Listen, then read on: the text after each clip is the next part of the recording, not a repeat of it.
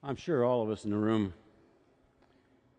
have heard, most did not live through it, but have heard about the Great Depression that America had. It was in 1929 that the stock market crashed. It had a dramatic impact on our country. It ended an era of prosperity that was unprecedented, but it plunged people in the next couple of years into a depression where 15 million wage-earning Americans became unemployed. Now, that was 1/4 of the workforce. People in the plains, we're pretty close to that area right now, out in the middle of the country, they were suffering a drought that was called by many the Dust Bowl. 9,000 banks closed from 1930 to 1933. People stood in bread lines, and they sold apples or anything they might grow in their yard just to get a little bit of money, and a lot of times just to live off the food they could get. In 1932, a new president was elected, and on March the 4th, 1933, he gave his first inaugural address. Franklin Roosevelt stood before the country when it was facing the Great Depression, and he said these words: "This great nation will endure as it has endured. It will revive, it will prosper." So first of all, let me assert my firm belief that the only thing we have to fear is fear itself. Nameless, unreasoning, and unjustified terror, which is paralyzing needed efforts to convert to a retreat, from a retreat to advance. In this dedication of a nation, we humbly ask the blessing of God. May He protect each and every one of us. Now, that voice of Roosevelt was heard over the radio, and it continued to be heard by people as he spoke to the nation time and time again, trying to offer encouragement, trying to instill inspiration, and people began to believe that America would survive all of this. It would be great again. It's the voice. They knew the president when he spoke. They trusted what he had to say. And I think in a very real way, it gets to the heart of what I'm going to talk to you about this morning. The big idea, the Christ follower, what we're studying here in the Gospel of Mark, those who follow Christ. What does it look like to follow Him? But the Christ follower shows faith when Jesus speaks in desperate situations. Hear that? The Christ follower shows faith when Jesus speaks in desperate situations. It's His great voice of authority. It turns fear into faith.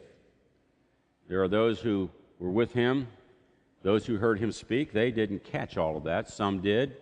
A lot of them didn't. It's the same way today. People, when we tell them that God is speaking to us through His Word, Jesus is speaking through the Word, they hear that voice, but they don't always trust what that voice is telling them.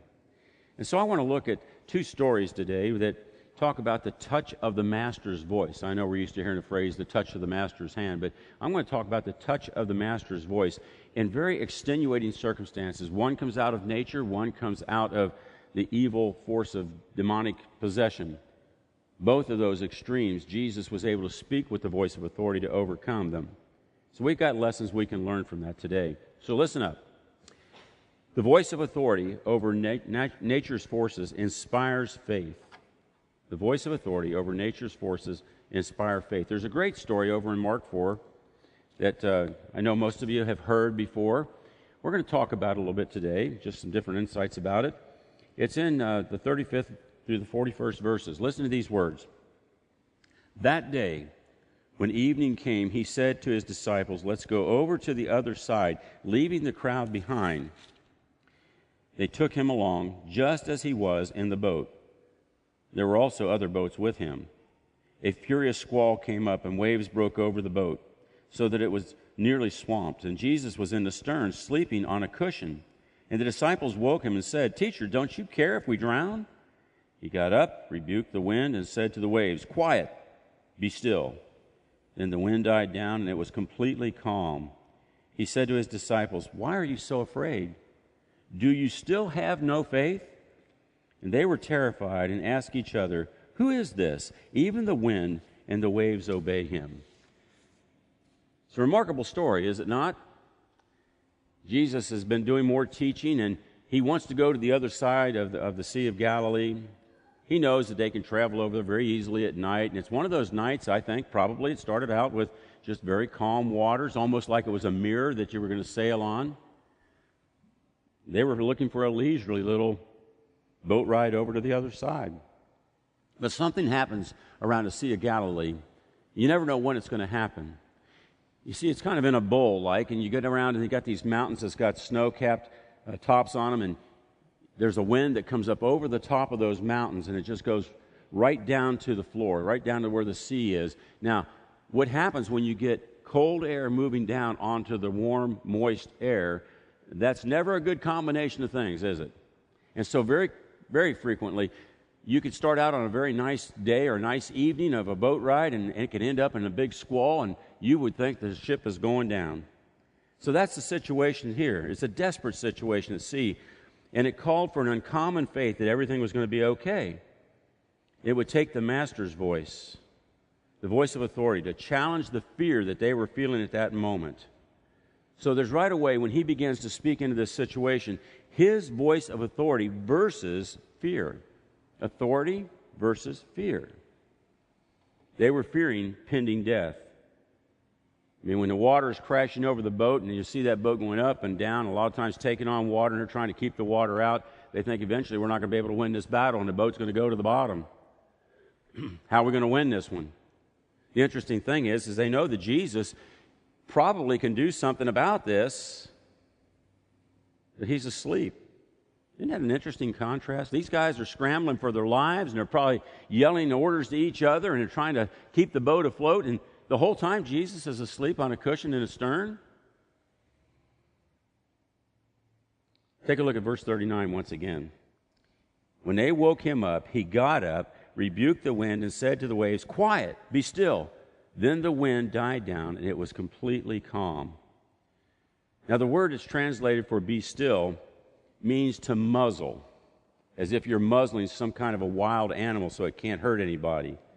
And so he's speaking to the wind, he's speaking to the waves, as if he were speaking to some living entity.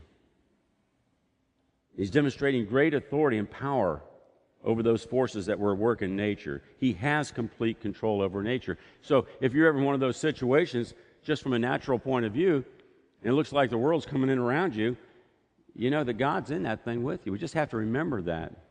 You all remember a few years ago when we had that tornado, and yes, I call it tornado. It was not a flatline wind.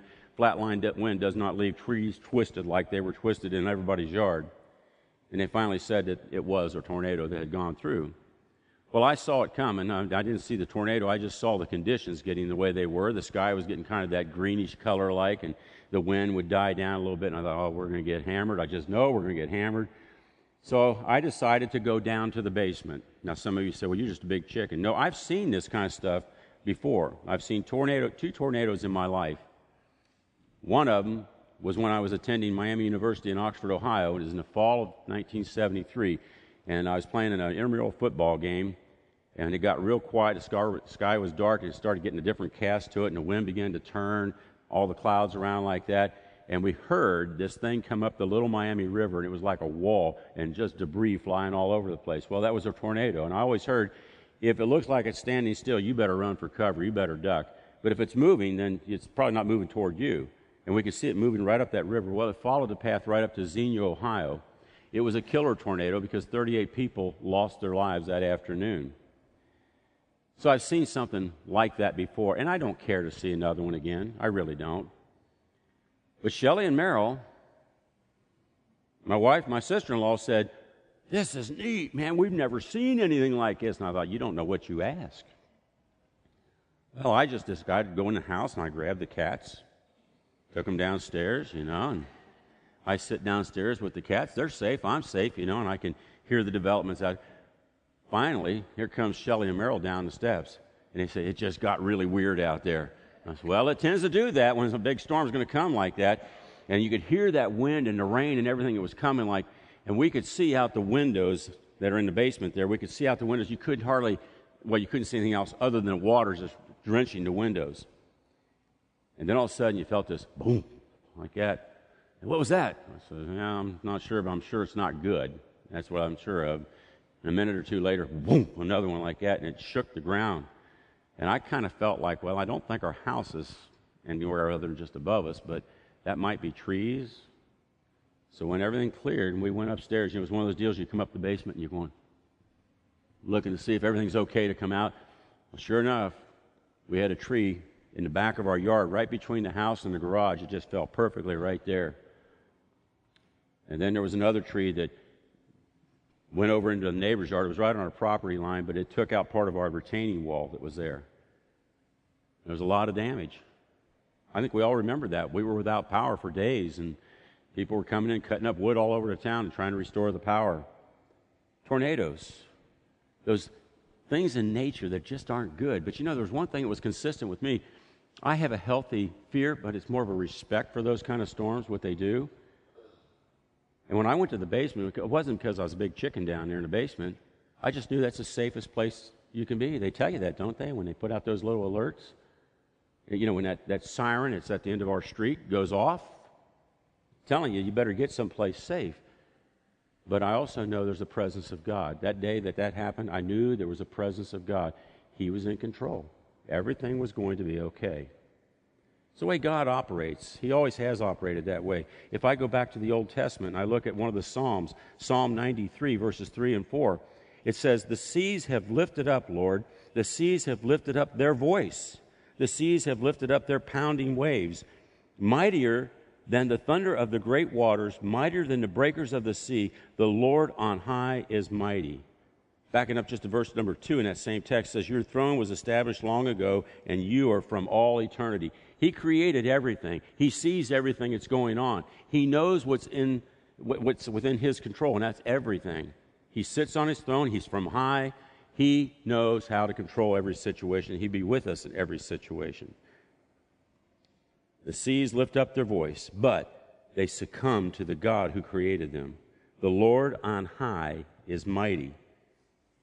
I love the words of that song that Casting Crowns sings, where they talk about in the chorus, "But the voice of truth tells me a different story when troubles come your way.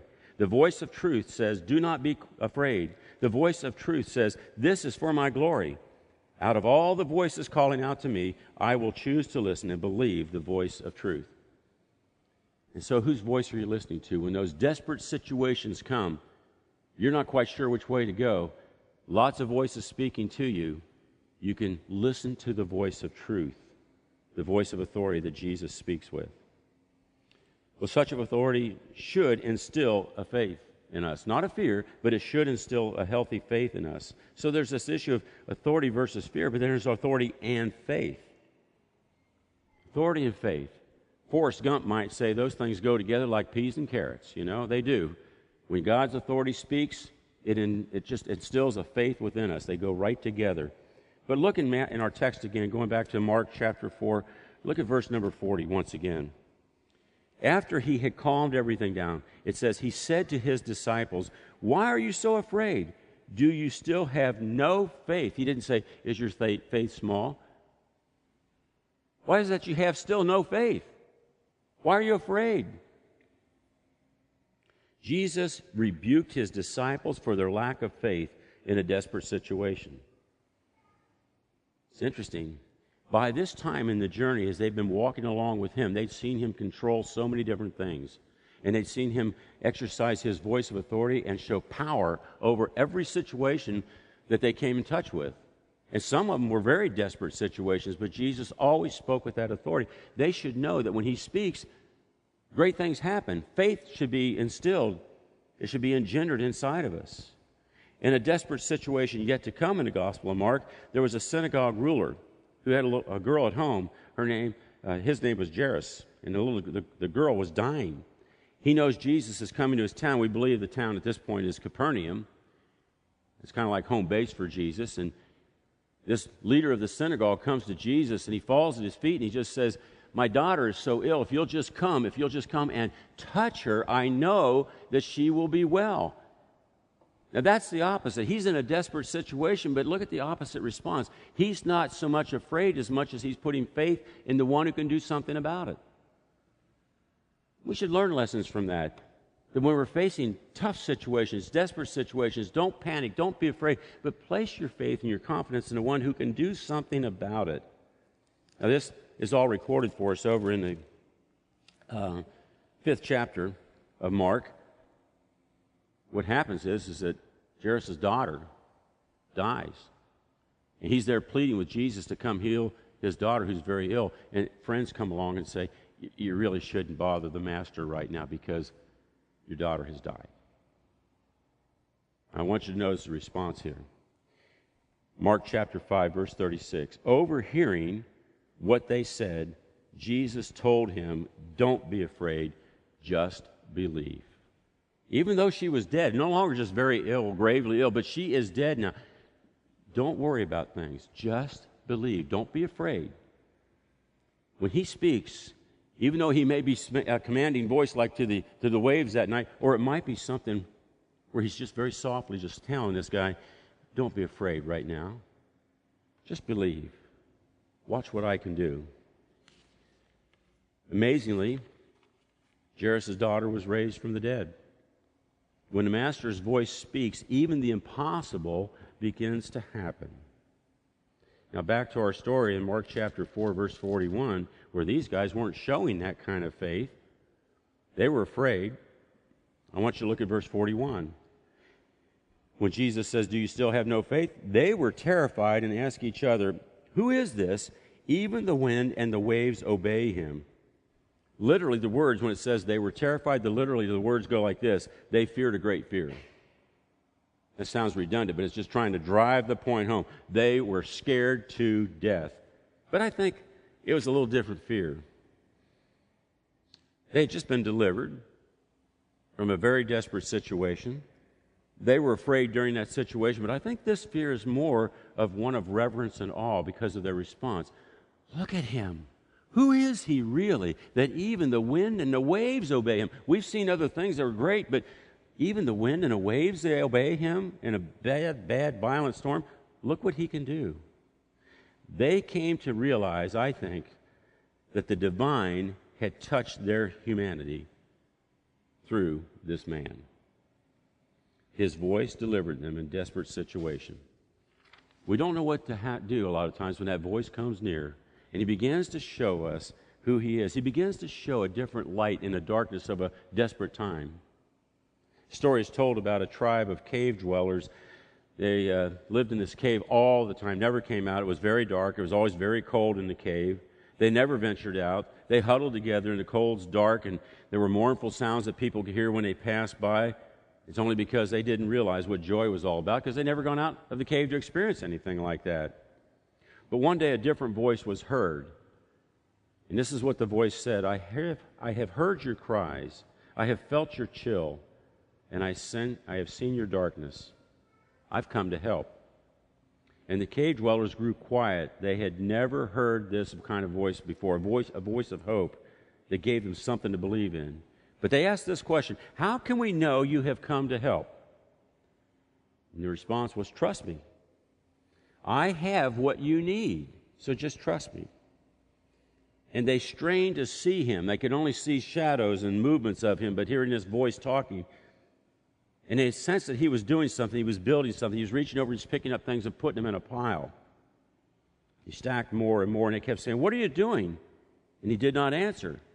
And they persisted, but he gave no answer. And then they demanded, just tell us what you're doing. He finally stood and said, I have what you need. With that, he turned to the pile and lit it. Flames erupted, and light filled the cave. They were afraid. They said, put it out, make it go away. It hurts to look at it. Don't let us endure this 1 second longer. His response was, love always hurts before it helps. Step closer. The pain will soon pass. Well, they offered refusals. No, we're not going to, not me. No, we're not going to do that. That's dangerous. I don't want to risk that kind of a thing. I don't know what that's all about, but I want nothing to do with it. And the stranger then said, would you stay in the dark and prefer the cold? Listen to this. Don't consult your fears. Take a step of faith. And for a long time he encouraged, and they hid their eyes, and they kept their distance. And then one person who came around behind him, someone who lived in the cave, it was a young woman. She stepped around and she felt the warmth. She saw the light. And she turned around and said to everyone, come everyone, and feel the warmth. And they said she was stupid and silly. It was folly for them to do what she was doing. Somehow she was going to get hurt. And she asked the stranger because she could feel the warmth, and she saw the light and what good it was. And she says, why won't they come? And he said, it's all they know. Will you leave the fire too? And she said, I cannot. I can't bear the cold anymore. But I can't bear watching them doing what they're doing either. And he replied, you don't have to leave. Reaching in and grabbing a stick that was on fire, he gave it to her and said, take it to them. Tell them, light is here, and the light is warm. Just believe.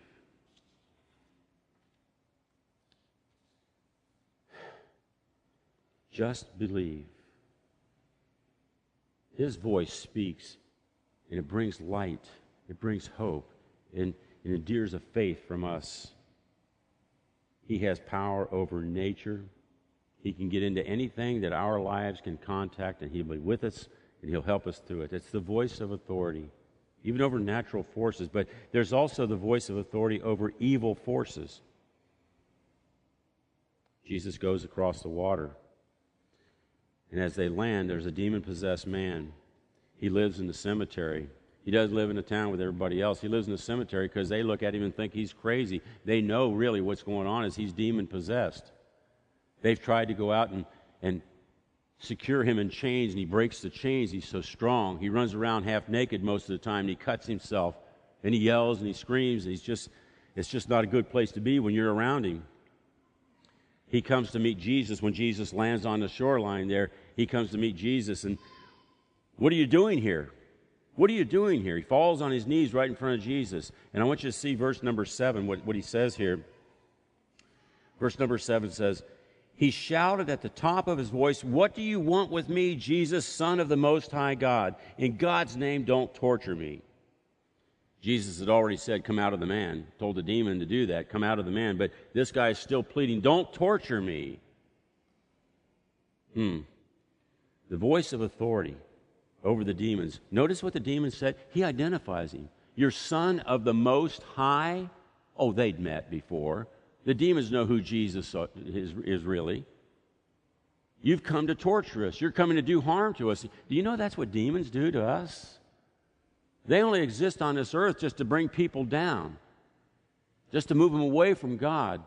They bring misery into our lives, and it may not be something as extreme as a demon-possessed man like this. They actually act much more subtle with us, but the results are still the same. They're bringing you down.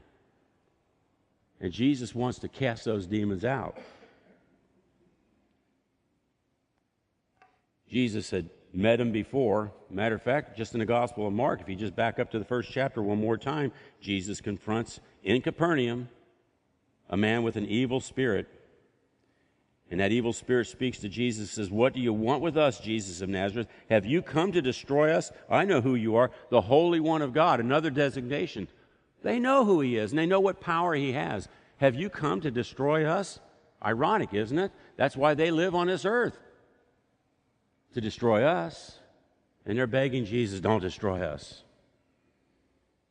Well, in both situations, the one we're dealing with in Mark chapter 4, the one that was dealt with in Mark chapter 1, the demons do come out. But let's go back to our story in Matthew chapter 4, or Matthew chapter 5. This man, as he pleads with Jesus, he says, if you're going to cast me out, let me go someplace. How about those pigs over there? There's about 2,000 pigs, a herd, big herd. Jesus says, all right, go into the pigs. The demons go into the pigs run down into the water and they drown. I would suggest that's a major economic problem for the community and that they're kind of a little concerned about what's going on here, but he was demonstrating his authority, his power over even the demons. And authority calls out for faith. What are you going to do with this man who calls himself Legion because he had many demons which gave him power? What are you going to do now as he's free of that? What are you going to do when you've seen this demonstration of his power where this whole herd of pigs is now dead in the water? What are you going to do? All the people who are watching, and they're calling out to other neighbors to come out and see what's going on here. I would think that somebody would say, we need to identify this power, that he's got that kind of power. He could probably help us out with some of the problems we're having right now. You'd think that maybe somebody might say something like that, but no, they told him to leave the area because, here it is, they were afraid of him. They were afraid of him. Didn't know how to handle this guy. Who is this guy that even cast out demons? Well, one man was not afraid. If you look at verses 18 through 20, it says, as Jesus was getting into the boat, the man who had been demon-possessed begged to go with him. If you back up in the previous paragraph, it says that he sat quietly, he was dressed, he was in his right mind. And now he's saying, I want to go with you. Why wouldn't you want to go with him? Why wouldn't you want to listen to that voice of authority all the time? Why wouldn't you want to be delivered in situations that are going to be desperate situations? Why wouldn't you want to be with Jesus? And Jesus did not let him, but said, go home to your own people and tell them how much the Lord has done for you and how he has had mercy on you. So the man went away and began to tell Decapolis, that was a group of cities in the area, how much Jesus had done for him, and all the people were amazed. So he becomes a leading spokesman for Jesus. He hears the voice, now becomes a voice for him. You know why? Because he paid attention. He paid attention to what Jesus was saying to him. And he was willing to respond with his life. I'm willing to commit myself to you. How well do we listen when we're in those tough situations? When life doesn't seem to be going our way, and we don't know why, and how are we going to get out of it? Don't panic. Don't be afraid. But listen. Listen all the more to the voice. In his book, A Gentle Thunder, Max Lucado years ago wrote this book. It's called A Gentle Thunder, Hearing God Through the Storm. He has something to say right at the very beginning of the book where he wants people to listen as you read, to begin to train your ears to listen when you're going through difficult times, a time that's a desperate time. Learn to listen. Here's one of the things that he says at the beginning of the book. Once there was a man who dared God to speak. Have you ever dared God to speak? Speak! I want to hear you. Speak. A guy dared God to speak. Burn the bush like you did for Moses, God, and I will follow you. Collapse the walls like you did for Joshua, God, and I will fight. Still the waves like you did on Galilee, God, and I will listen. And so the man sat by a bush near a wall close to the sea and waited for God to speak. And God heard the man, so God answered. He sent fire, not for a bush, but for a church. He brought down a wall, not of brick, but of sin. He stilled a storm, not of the sea, but of a soul. And God waited for the man to respond, and he waited, and he waited, and he waited. But because the man was looking at the bushes, not hearts, bricks, not lives, seas, not souls, he decided that God had done nothing. Finally, he looked to God and asked, have you lost your power? And God looked at him and said, have you lost your hearing? It's always a question of hearing. He's still speaking. He's still speaking. So when those people say, oh, I don't believe all that stuff in the Bible, I mean, that also happened thousands of years ago. I'm waiting for him to speak again. You know what my response to that is? I doubt that he's going to speak the way you think he needs to speak at this point because we're not listening the first time he spoke. Read the book. Listen to the words. It's a hearing problem that people have. But this God, when he speaks with that voice, he has authority over everything, even nature, even the evil forces, and everything in between that affects you and me. Here's my conclusion. When Jesus speaks, the Christ follower has nothing to fear. When he speaks, the Christ follower has nothing to fear. The Christ follower listens with faith, not fear. He experiences the touch of the Master's voice. Fear abates and faith celebrates. There's a little book that, when I say this name, some people go, that's in the Bible, that little book? It's called Zephaniah. But there is an Old Testament book. It's a little book in the Old Testament. It's got some great things to say, but as we wrap this message up today, listen to these words from Zephaniah chapter 3, intended initially for the people of Judea in Jerusalem, but all of us can claim this. Now, Zephaniah 3:17, just listen. The Lord your God is with you, the mighty warrior who saves. He will take great delight in you. In his love he will no longer rebuke you, but will rejoice over you with singing. When you're going through those desperate times, like Jerusalem was at that time, when you're going through those desperate times and not finding answers that you want in life, it might be that you really need to listen a little more carefully. Listen. And as you listen and as you pray in your listening, as you're reading His Word and you're listening, you know what you just might hear? It might be a song that begins to stir in your heart, and that's His voice, that great voice singing over you. Help is on the way. Let's pray. Father, I thank you for this time to look into your word again as we study through the Gospel of Mark, learning how to be better followers of Jesus Christ. We need to understand He has power over everything, over nature that He created. He has power over the demons that He can control just with a spoken word. And so, Father, we just need to spend more time listening, reading your word, praying, and just listening and asking you to help us to hear you better. We can, if we make that effort to just communicate with you, you will communicate with us. And your words are timeless. It doesn't matter if they were recorded 3,000, 2,000 years ago. It doesn't matter. They still apply to all the situations of life that we're in, including all those desperate situations that sometimes come our way. So, Father, help us not to be fearful, but to be faithful, just to trust you. And we know that we'll enjoy your blessing as we hear you sing over us. I pray these things in Christ's name. Amen.